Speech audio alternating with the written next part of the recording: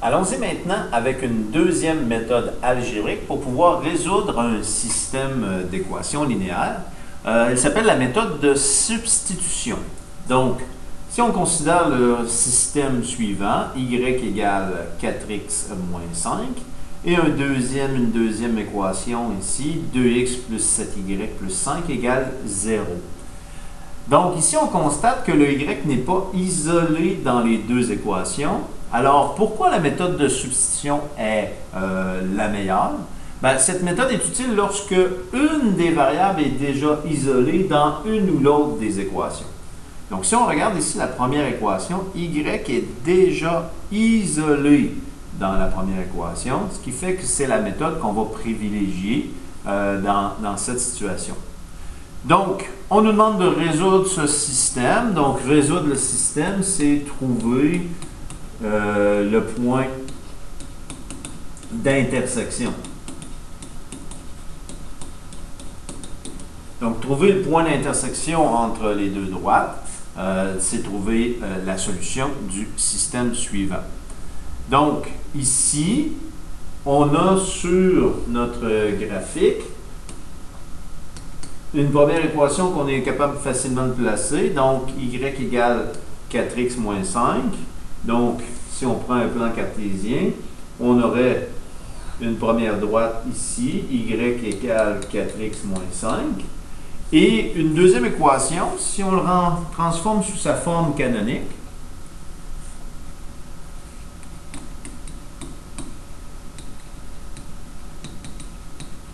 ben à ce moment-là, donc 2x plus 7y plus 5 égale 0. Sous sa forme canonique, donc, on isolera le y, donc moins 2x, moins 2x. On aura 7y plus 5 égale moins 2x. Ensuite, je vais faire moins 5, moins 5. On a 7y égale moins 2x, moins 5. Et je divise par 7, je divise par 7.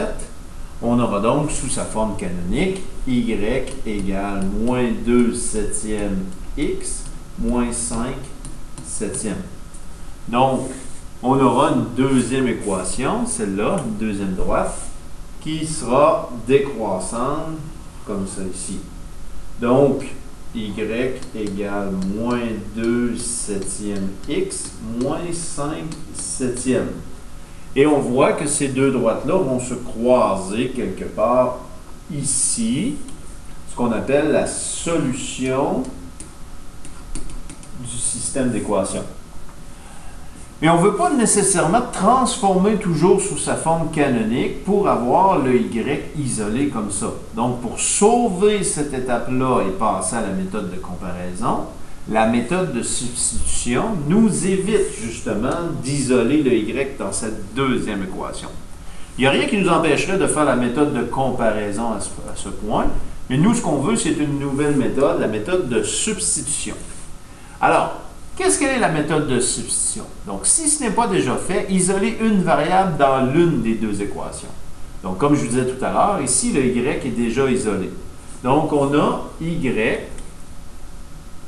je vais la mettre d'une autre couleur, justement, y égale 4x moins 5. Donc, le y est déjà isolé. Et dans ma deuxième équation, j'ai 2x plus 7 et le y qui est ici, plus 5, égale 0. Donc, le y étant isolé dans une des deux équations de mon système, on pourra justement venir substituer, remplacer la valeur de y dans la deuxième équation par sa valeur ici. Donc, ça veut dire quoi, ça?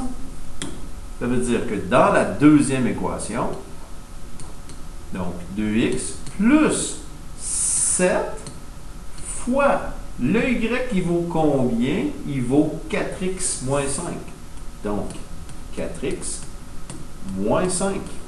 Donc, on substitue, donc ici, par 4x 5.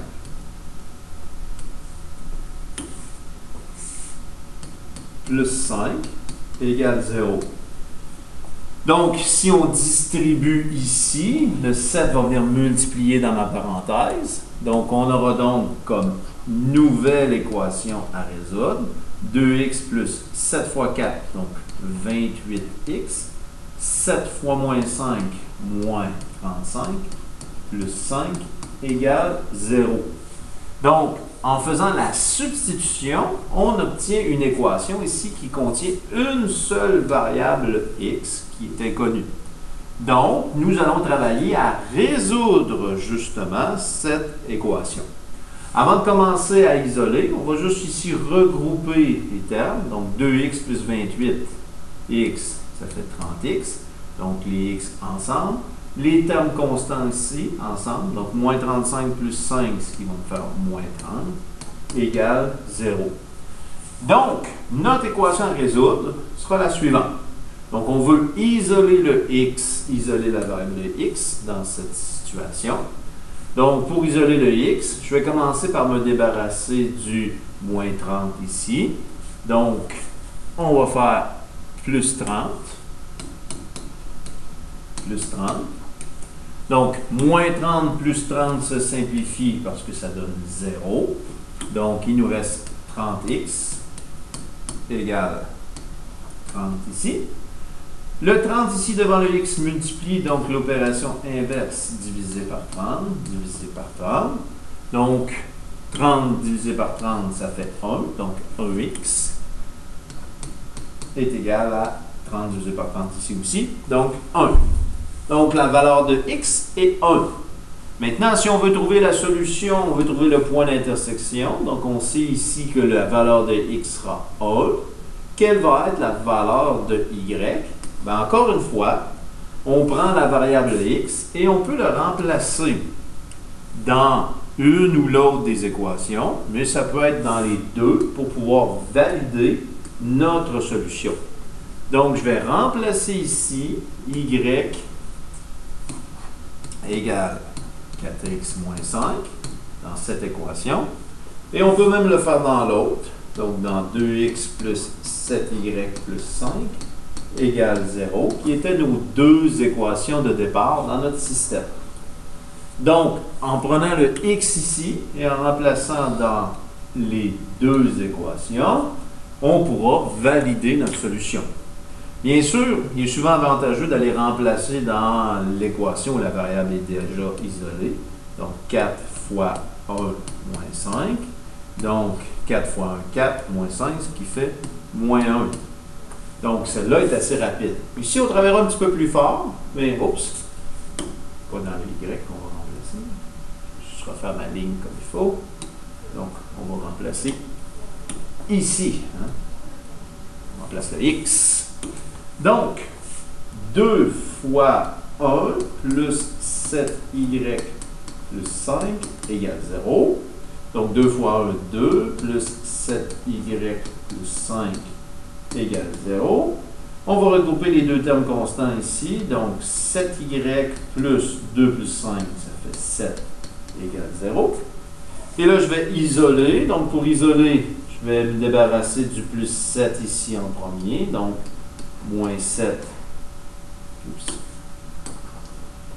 Donc, moins 7 ici, moins 7 ici.